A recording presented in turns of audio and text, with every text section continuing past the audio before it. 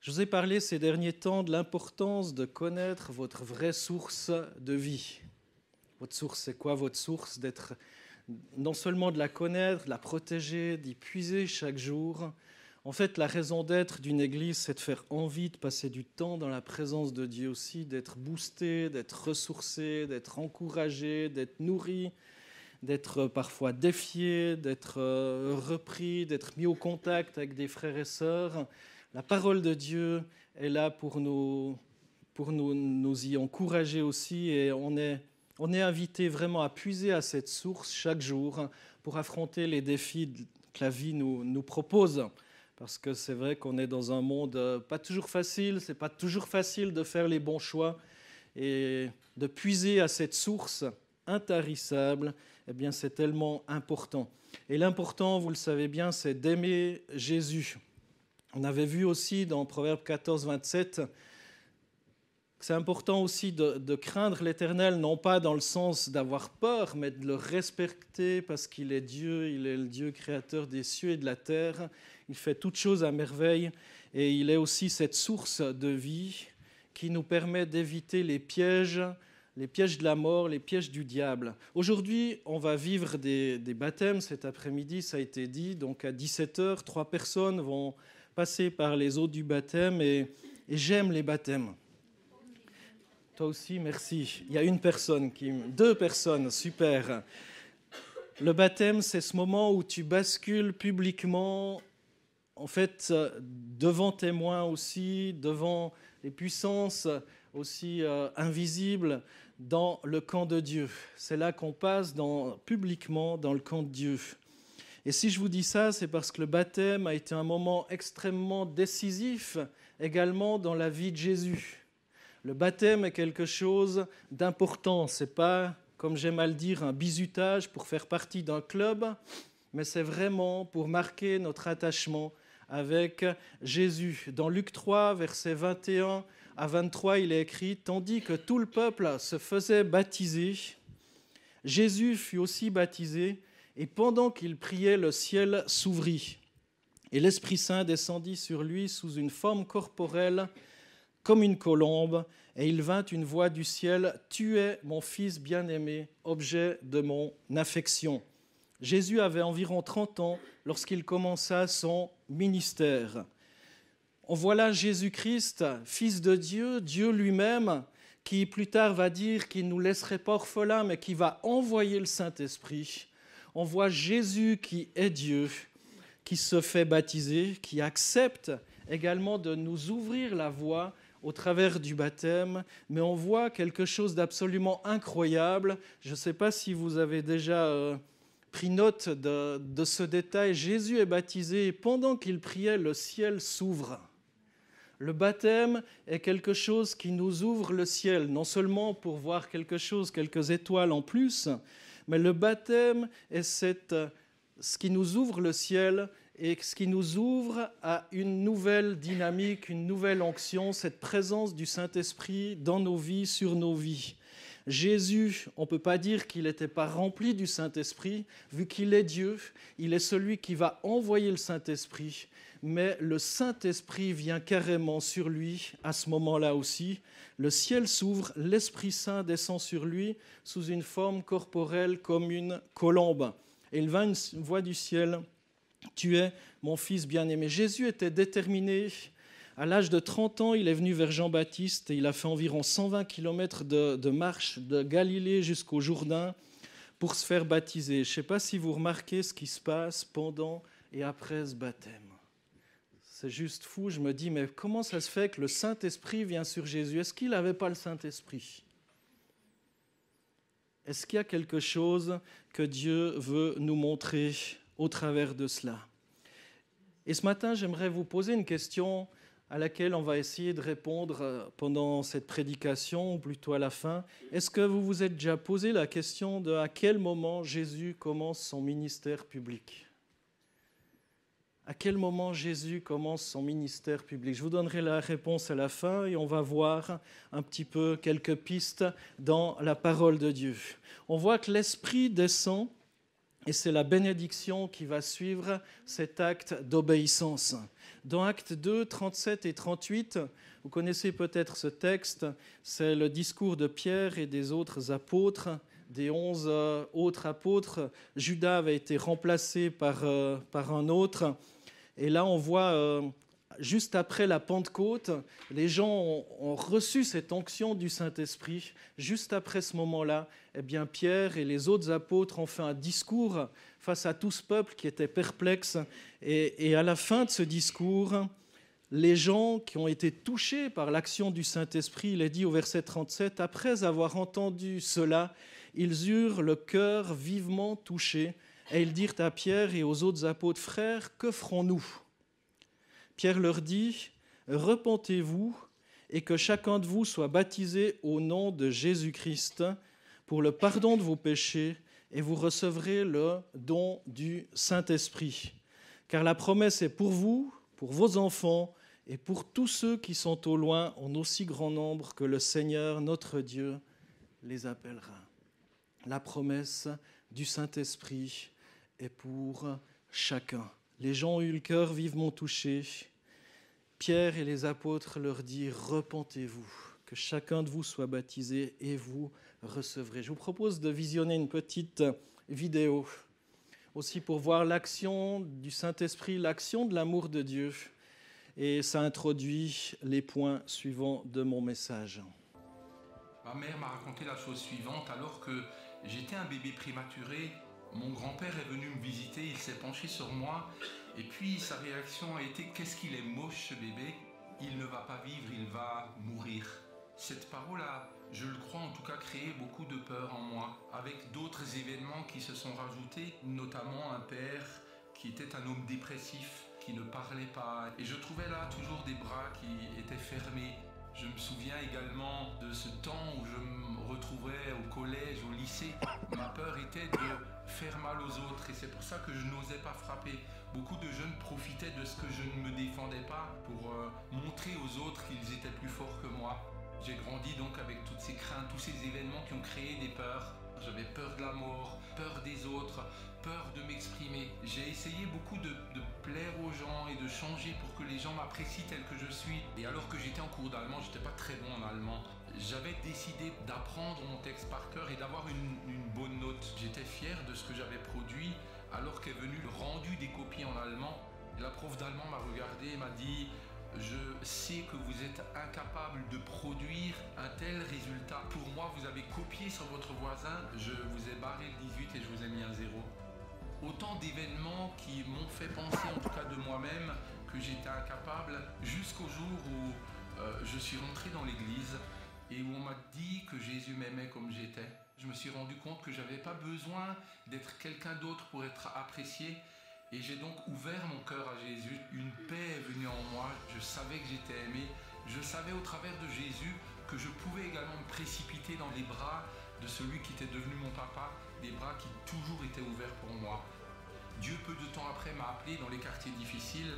Quelle est ma joie lorsque je vois des enfants se précipiter dans mes bras pouvant s'ouvrir à eux et les serrer en leur disant eh bien, que Dieu les aime. Et j'ai ce texte d'Ésaïe chapitre 54 qui dit entre autres élargis l'espace de ta tente, même si les collines chancellent ou si les montagnes se déplacent, mon amour ne changera jamais pour toi.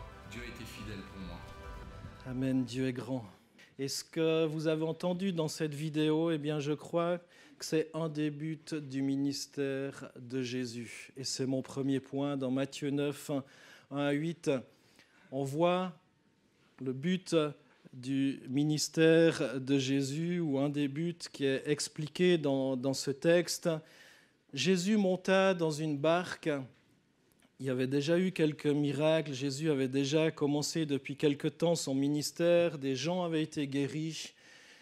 Jésus monte dans cette barque, traverse la mer et se rend dans sa ville.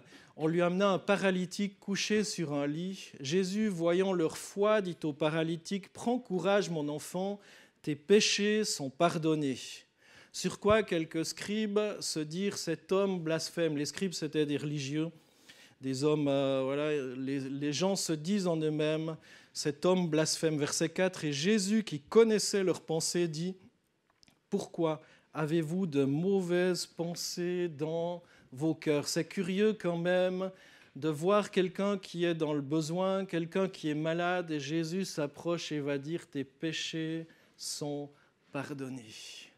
Tes péchés sont pardonnés. Et là, Jésus va se faire juger, Jésus va se faire mépriser par les religieux en se disant « mais il est qui cet homme? Il se prend pour qui pour pardonner les péchés ?» Et on va voir la suite, dans la suite de ce texte, quelque chose de tout aussi fort, versets 5 à 8. Qu'est-ce qui est plus facile de dire? Tes péchés te sont pardonnés, ou de dire lève-toi et marche? Verset 6. Or, afin que vous sachiez que le Fils de l'homme a sur la terre le pouvoir de pardonner les péchés, lève-toi, dit-il au paralytique, prends ton lit et retourne chez toi. Il se leva et s'en alla chez lui. Verset 8. À cette vue, les foules saisies de crainte glorifièrent Dieu qui a donné aux hommes un tel pouvoir. Je ne sais pas si vous vous rendez compte de la détresse de ce paralytique qui ne devait rien y comprendre.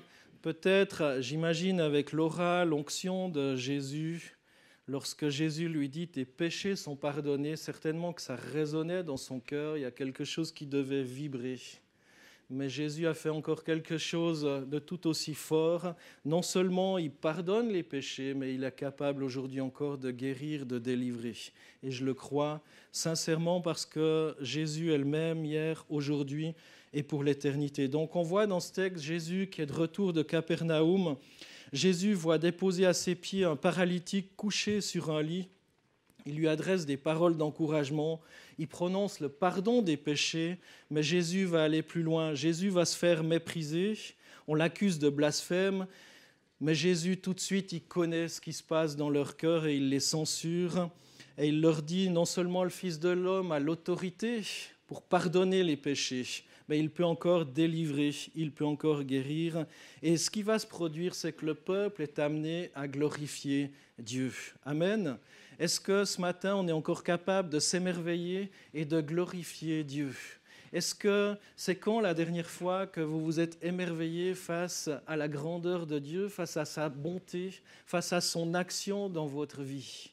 C'est quand la dernière fois que vous avez ouvert votre cœur à Jésus?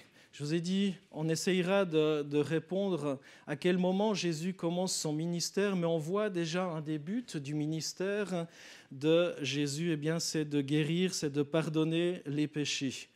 On voit dans Luc 4, 18, c'est expliqué un petit peu plus ouvertement, l'Esprit du Seigneur, c'est Jésus qui va dire, l'Esprit du Seigneur est sur moi parce qu'il m'a oint pour guérir ceux qui ont le cœur brisé. Pour annoncer la bonne nouvelle aux pauvres, il m'a envoyé pour proclamer aux captifs la délivrance et aux aveugles le recouvrement de la vue, pour renvoyer libres les opprimés, pour proclamer une année de grâce du Seigneur. C'est la citation d'Ésaïe 61, versets 1 et 2, qui est là dans ce texte que Jésus s'attribue à lui. De nouveau, il est parlé de cette onction. Comme Jésus a eu cette onction lors de son baptême, où le Saint-Esprit est littéralement venu se déposer sur lui, Jésus va dire qu'il est oint pour proclamer aux captifs la délivrance. L'Esprit m'a oint pour guérir les cœurs brisés. On voit dans ce texte, l'Esprit m'a oint pour annoncer la bonne nouvelle.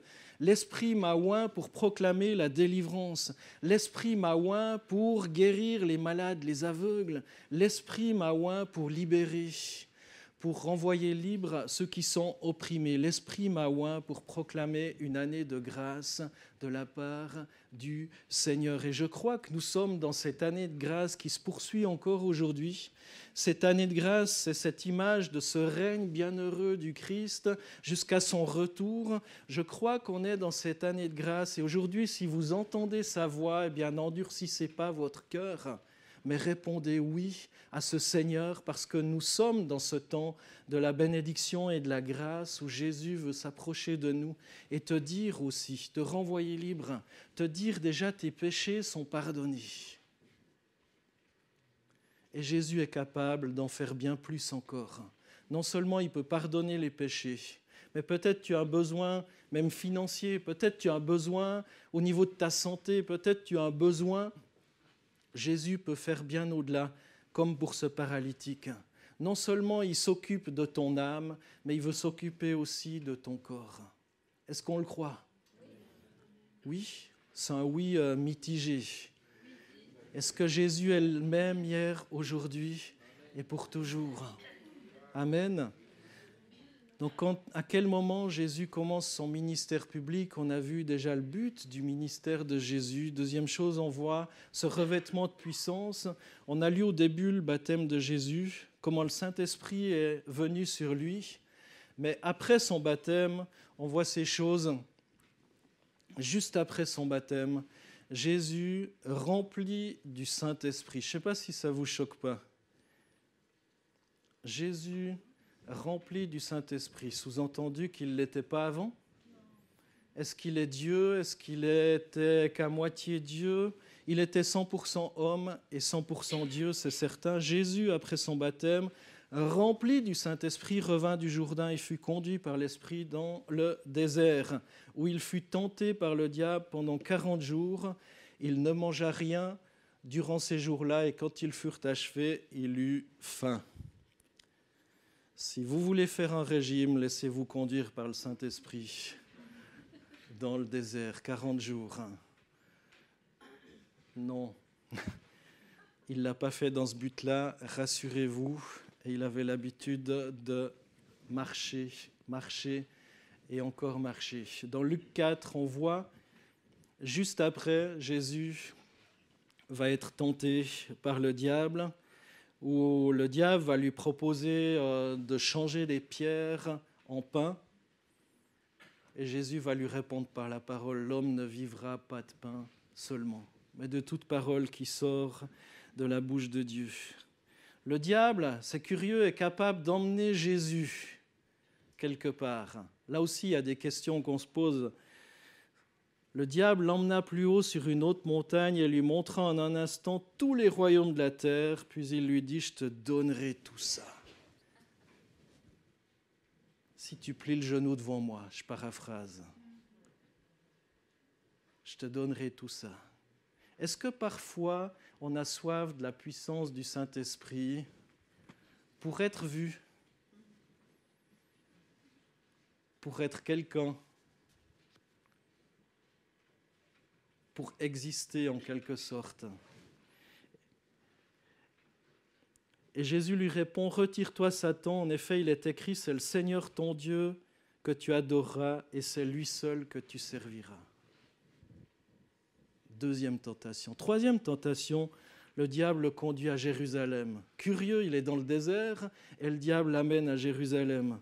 Il le place au sommet du temple et lui dit « Si tu es le Fils de Dieu, jette-toi d'ici en bas, car il est écrit, il donnera à ton sujet ordre à ses anges de te garder.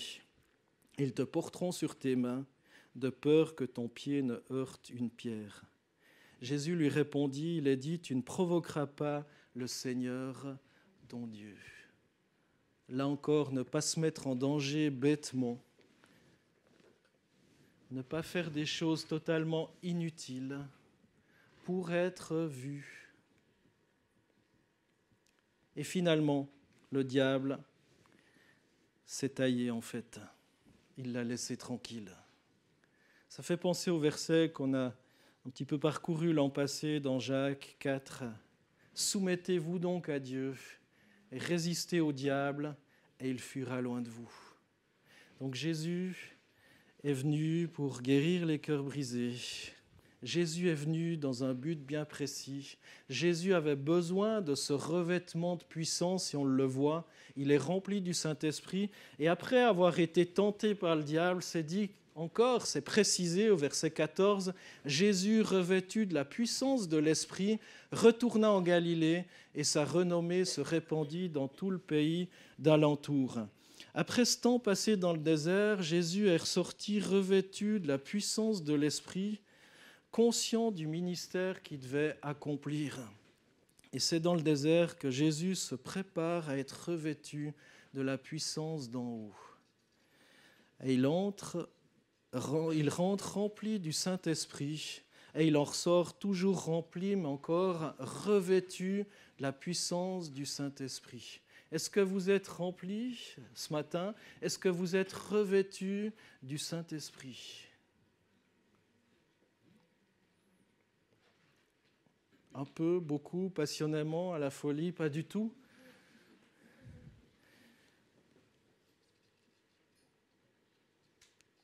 Je ne crois pas qu'on est plus grand que Jésus. Si ces choses-là sont précisées dans la Bible, c'est bel et bien qu'il y a quelque chose de plus pour chacun d'entre nous. La Bible nous montre deux expériences distinctes. Il est rempli de l'Esprit après son baptême, et non seulement il est rempli, mais en ressortant de ce désert, il est revêtu de la puissance de l'Esprit. Revêtu de cette puissance. Avant d'entrer dans le désert, il est même rempli du Saint-Esprit. Le Saint-Esprit est sur lui. En ressortant, il est revêtu comme d'un manteau. À son baptême, l'Esprit est sur lui. Donc il est partout, le Saint-Esprit, finalement. Il y a cette nécessité pour Jésus que le Saint-Esprit soit sur lui, soit en lui, soit autour de lui, qu'il soit véritablement entouré. Et je crois, mes frères et sœurs, si on veut évoluer dans cette vie, si on veut que notre message porte du fruit, on a besoin, nous également, d'avoir le Saint-Esprit sur nous, d'avoir le Saint-Esprit en nous, d'avoir ce manteau du Saint-Esprit qui nous recouvre aussi. Lorsqu'on accepte le Seigneur, le Saint-Esprit vient faire sa demeure en nous. Mais pour être des témoins puissants et efficaces, on est appelé à rechercher ce revêtement de puissance. Non pas pour faire des choses complètement farfelues, non pas pour monter sur un endroit et se dire le Saint-Esprit va me protéger, va envoyer des anges. En fait, le diable, il a cité des versets bibliques. C'était la parole de Dieu, il envoie des anges pour te porter. Mais on peut tordre la parole de Dieu pour faire des âneries, excusez-moi du terme. Et Jésus le savait très bien. L'important, c'est de glorifier le Seigneur et pas d'être perçu par les hommes comme étant quelqu'un. Le but, c'est d'élever le nom de Jésus. Chaque personne doit aspirer ardemment à la puissance de l'Esprit dans sa vie. Durant le 19e siècle, des prédicateurs d'impact comme Moody, Charles Finney et bien d'autres se sont retrouvés dans une conférence à Keswick en Grande-Bretagne sur le thème suivant, la recherche de la puissance d'en haut. Tous, et pourtant si vous regardez l'histoire, si vous étudiez la vie, les biographies de Moody, de Finney, etc., on voit tout ce qu'ils ont pu accomplir au nom de Jésus-Christ, les miracles, le nombre de personnes qui se sont repenties, qui sont passées des ténèbres à la lumière. Et pourtant, tous ces hommes, ces grands hommes de Dieu ont réalisé qu'ils avaient désespérément besoin de ce revêtement de puissance. Humainement, tous avaient un charisme important, mais ils voulaient que leur vie, leur message soit revêtu d'une onction puissante. Est-ce que vous voulez que votre vie, votre message soit revêtu de cette onction puissante afin que ça porte du fruit, que ce ne soit pas juste de l'intellectualisme et des choses qu'on répète parce qu'on les a entendues, parce qu'on a une bonne mémoire, parce qu'on a une bonne culture, ou est-ce qu'on veut croire aussi que comme Jésus, qui avait toute la science, toute la connaissance, vu qu'il est le créateur de toutes choses, il était là lors de la création, est-ce qu'on croit que nous, on a également besoin? Parce que Jésus en a eu besoin et nous a ouvert la voie. Et on voit aussi que ce revêtement de puissance est accordé seulement à ceux qui prennent du temps à part pour Dieu. Et moi, je vous encourage, mes frères et sœurs, à mettre du temps à part pour Dieu. Je sais que ce n'est pas facile, c'est plus facile à dire qu'à faire, mais à mettre du temps à part pour Dieu. On met du temps à part pour des loisirs, pour des vacances, pour ceci, mais à dire je vais bloquer peut-être 3 jours. Cette année 2019, j'ai bloqué 3 jours, ou peut-être j'éteins mon smartphone, ou peut-être je ne relève pas mes mails, ou je me mets à l'écart sur une montagne au bord de la plage, ou que sais-je, là où vous êtes à l'aise, ou quelque part, et je prends le temps d'écouter Dieu, sans tous les parasites, sans avoir le TJ qui vous raconte tous les malheurs de la terre, sans avoir plein d'autres choses qui sont là, de peut-être mettre 3 jours à part. Peut-être vous pouvez faire plus, mais déjà 3 jours. Est-ce que sur 365 jours, de l'année, c'est possible de mettre 3 jours à part pour écouter le Seigneur, pour dire « je vais me couper de tous ces parasites du monde ». Le monde va continuer de tourner aussi, même si vous n'écoutez pas les nouvelles, même si vos groupes WhatsApp, ils ne peuvent pas vous atteindre, même si vous ne voyez pas tout ce que les autres ont mis comme photos sur Facebook ou Snaptruc ou autre chose encore, Insta, etc. Le monde va continuer de tourner, vos amis vont continuer de poster des photos et ça ne va rien changer, vous aurez la joie peut-être de les voir à votre retour vers le Seigneur.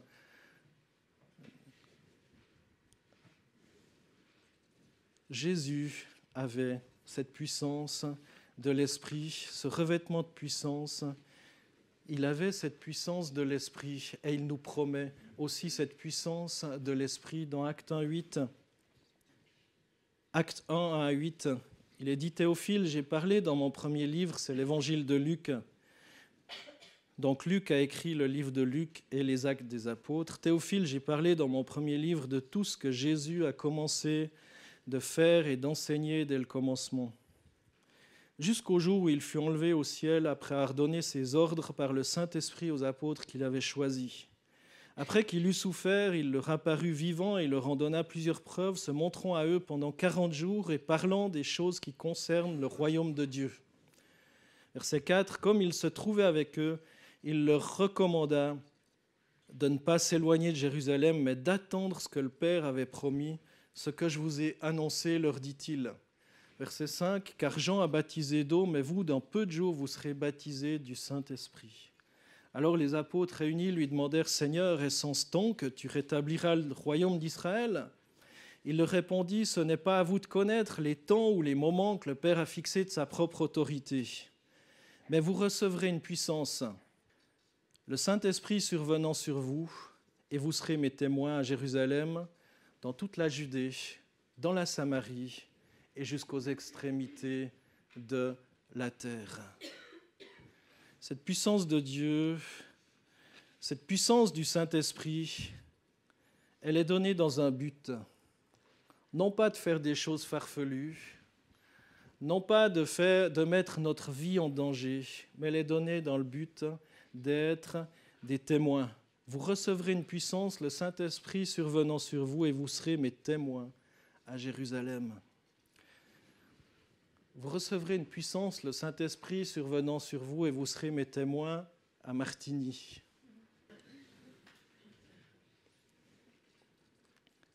On a lu au sujet de Jésus, dans Luc 4, 14, « Jésus, revêtu de la puissance de l'Esprit, retourna en Galilée, et sa renommée se répandit dans tout le pays d'alentour. » Ça ne fait pas penser un peu à Acte 1:8 ? Est-ce que ça ne nous choque pas de dire que Jésus est revêtu de la puissance de l'Esprit ? Ça va de soi.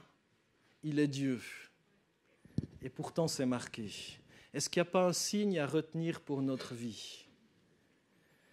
Alors que Jésus s'apprêtait à prêcher ses premiers sermons publics, il choisit de se mettre à part en se rendant dans le désert 40 jours pour y prendre un temps de jeûne et prière.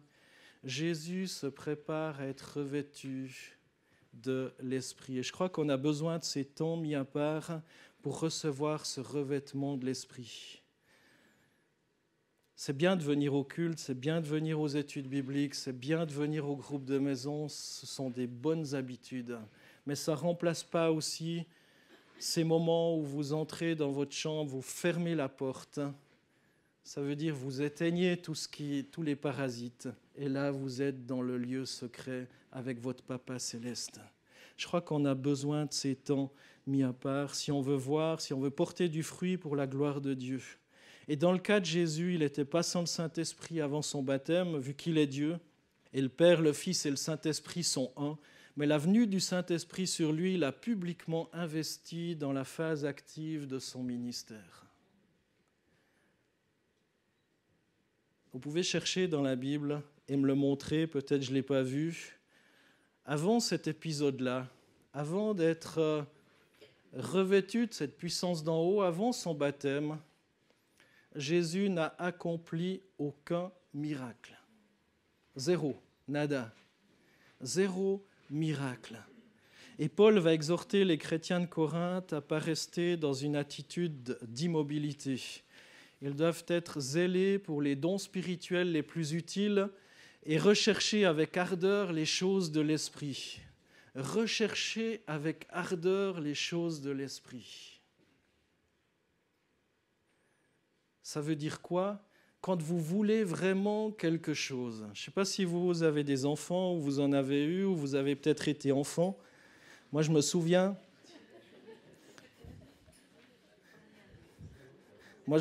mes frères, j'ai trois frères, et comme j'étais le petit dernier, ils ont toujours l'impression que j'étais gâté, l'enfant gâté, et ce qui n'est pas tout faux. Mais je sais que quand on allait au Jumbo à la Chaux-de-Fonds, ça n'existe plus, je ne fais pas de pub, enfin maintenant c'était magasin d'alimentation, de tout, librairie, etc. Je sais que j'étais amoureux des BD. Et je sais que ma mère, même si elle était résolue de ne pas m'acheter de BD, je faisais un tel cirque que je ressortais toujours avec des BD dans le panier. Et je voulais des BD. Et je crois que c'est un petit peu comme ça aussi, quand on veut vraiment quelque chose, eh bien on est prêt à tout remuer, à casser les pieds même de nos parents ou j'en sais rien quoi, pour l'avoir. L'apôtre Paul va dire « Recherchez avec ardeur les choses de l'esprit ». Recherchez avec ardeur les choses de l'esprit. Ça veut dire qu'il y a quelque chose à faire. Ce n'est pas inné comme ça, c'est dessus. Suis-moi, je sais, je me suis converti, j'ai le Saint-Esprit, je m'en contente. De toute façon, tout va bien en Suisse, il n'y a pas trop de problème. J'ai ma petite maison, mon appart, ma voiture. Je peux même me payer des vacances de temps à autre. C'est tranquille et puis on n'est pas trop persécuté, donc ça va bien. Je n'ai pas besoin de plus, ça me contente. Recherchez avec ardeur les choses de l'esprit. Ne permettez pas que des théories promues dans certains milieux limite l'expérience de l'esprit à votre seule nouvelle naissance. Dieu nous demande de nous mettre à chaque instant à la disposition de l'Esprit Saint et d'être transformés dans notre caractère, équipés des moyens pour le servir. Vous recevrez une puissance. Le Saint-Esprit viendra sur vous et vous serez mes témoins. On peut être des témoins comme ça, j'en suis persuadé, et vous le faites à merveille. Beaucoup de personnes sont des témoins, mais je crois qu'il y a encore plus. Et ce que je suis en train de vous dire ce matin, c'est de ne pas vous contenter des miettes. Des miettes, mais il y a bien plus. Vous recevrez cette puissance. Le mot puissance, c'est dynamis en grec, c'est de la dynamite. Et je crois que je suis encore bien loin d'être dans cette dynamite explosive. J'ai besoin de cette puissance, mes frères et sœurs, mais vous aussi. Vous aussi, vous avez besoin de cette puissance. Pas pour faire des âneries, comme je l'ai dit, pas pour vous jeter du sommet d'une montagne en croyant qu'un ange va vous porter, mais pour être des témoins à la gloire de Dieu. Certains pensent avoir tout reçu et vivre leur petite vie tranquille, surtout pas faire de vagues, tout va bien, il ne faut pas trop remuer. Et c'est clairement l'attitude regrettable de l'église de Laodicée dans l'Apocalypse de Jean, chapitre 3, versets 17 et 18, où ils vont dire « Je suis riche, je me suis enrichi, je n'ai besoin de rien, tout va bien, tout baigne, tout roule. Et puis si je fais trop de vagues, ça va déranger et en fait, on va me faire des noises. Donc j'en veux pas trop, je suis riche, je me suis enrichi, j'ai besoin de rien. Et parce que tu ne sais pas que tu es malheureux, misérable, pauvre, aveugle et nu, je te conseille d'acheter chez moi, de leur éprouver par le feu, afin que tu deviennes riche et des vêtements blancs, afin que tu sois vêtu et que la honte de ta nudité ne paraisse pas, et un collier pour oindre tes yeux, afin que tu vois. » Mes frères et sœurs, ne tombons jamais dans l'autosuffisance. On a besoin, jour et nuit, de cette puissance d'en haut. Jésus va dire dans les Béatitudes « Heureux ceux qui se reconnaissent spirituellement pauvres, car le royaume des cieux leur appartient. » J'ai besoin de cette puissance du Saint-Esprit et je me rends compte combien je suis pauvre. Combien je suis pauvre par rapport à tout ce que je lis dans la Bible. Et cette puissance, est-ce qu'on en a soif? Est-ce que vous en avez soif? Est-ce que vous la demandez avec persévérance? Je vous promets que j'avais de la persévérance pour demander les BD à ma mère. Et même des fois, c'était mon frère aîné, parce que je lui cassais trop les pieds. Quand c'est ma mère qui refusait, c'est mon frère aîné qui me les payait. Je vous y engage vivement, parce que la promesse, elle est pour vous. Oui, j'ai un frère qui a 11 ans de plus que moi. Et quand je cassais pas suffisamment les pieds de ma mère, eh bien, c'est mon frère qui avait la tête qui explosait et qui me payait ses BD. Maintenant, tiens, et tais-toi. La question du début, et je vais terminer là, est-ce que vous vous êtes déjà posé la question de à quel moment Jésus commence son ministère ?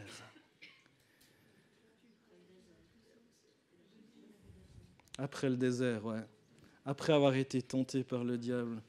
Le baptême nous ouvre le ciel, mes frères et sœurs. C'est juste merveilleux. Le baptême, Jésus est baptisé. Pendant qu'il priait, le ciel s'ouvre.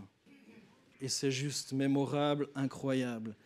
L'Esprit veut faire sa demeure en vous, sur vous. Et vous dire, tu es mon fils bien-aimé, objet de toute mon affection.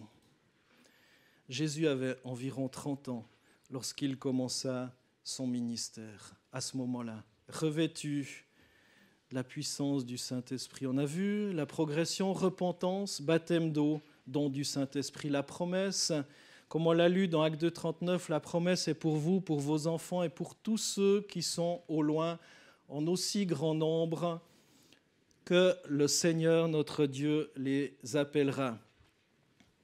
Dans Actes 4, 31, la Pentecôte avait déjà eu lieu. Ils étaient déjà revêtus de cette puissance. Il y avait déjà eu le discours de Pierre. Et pourtant, quand ils ont prié, parce qu'ils avaient été arrêtés par les religieux de l'époque, ils avaient été relâchés en leur interdisant de parler de Jésus. Quand ils eurent prié, ils sont réunis avec les disciples. Quand ils eurent prié, le lieu où ils étaient assemblés trembla. Et ils furent tous remplis du Saint-Esprit. Ah bon ? Ils n'étaient pas déjà remplis à la Pentecôte ? C'était juste avant. Ils n'étaient pas déjà remplis à la Pentecôte du Saint-Esprit ? Et ils annonçaient la parole de Dieu avec assurance. Et c'est pour ça qu'il est dit qu'il est revêtu de la puissance de l'Esprit pour pouvoir annoncer cette parole de Dieu et porter du fruit. Vous recevrez une puissance, le Saint-Esprit survenant sur vous, et vous serez mes témoins. À Jérusalem, dans toute la Judée, dans la Samarie et jusqu'aux extrémités. Alors Jésus a commencé son ministère à 30 ans après son baptême, revêtu de la puissance du Saint-Esprit. Et cette promesse, elle est aussi pour nous, mes frères et sœurs. Son désir est qu'on puisse revêtir cette puissance, recevoir cette onction et être des témoins. Est-ce que vous avez reçu le Saint-Esprit quand vous avez cru ? La Bible nous dit, ne vous enivrez pas de vin, c'est de la débauche, mais soyez au contraire remplis du Saint-Esprit. J'aimerais prier pour vous. Simplement faire silence quelques instants et réfléchir à tout ce qui a été dit. Dire, mais c'est quand la dernière fois que je me suis retiré dans le désert ? Là où j'étais seul avec Dieu, avec Jésus, avec le Saint-Esprit. Oh, peut-être tu auras des tentations comme Jésus en a eu. Le diable s'est approché de lui et a cherché à le déstabiliser, à le faire s'éloigner de son ministère, de son appel, qui est d'annoncer la bonne nouvelle, de guérir les malades, de renvoyer libres les opprimés. Peut-être ce matin, tu te sens opprimé, tu te sens malade. Peut-être tu n'as pas pleinement donné ton cœur à Jésus, mais tu es invité ce matin à le faire. Ou à simplement prendre conscience, il me manque cette puissance d'en haut. J'aime Jésus de tout mon cœur, toute mon âme, toute ma force, toute ma pensée. Mais il me manque cette puissance du Saint-Esprit telle que décrite dans la Bible. Et ce matin, j'aimerais te dire, tu n'as pas besoin d'attendre encore 20 ans pour recevoir. Tu peux recevoir même aujourd'hui ou demain, la semaine prochaine. Mais quelle est ta soif ? Seigneur, merci de bénir mes frères et sœurs et de les encourager dans leur foi, dans leur relation avec toi. Et Seigneur, qu'ils reçoivent cette puissance du Saint-Esprit sur leur vie, afin qu'ils soient des témoins là où tu les as placés. Et Seigneur, qu'ils puissent résister aux ruses du diable, parce qu'ils sont remplis de ton esprit, et ils ne se laissent pas manipuler par ces ruses du diable. Au nom de Jésus, amen.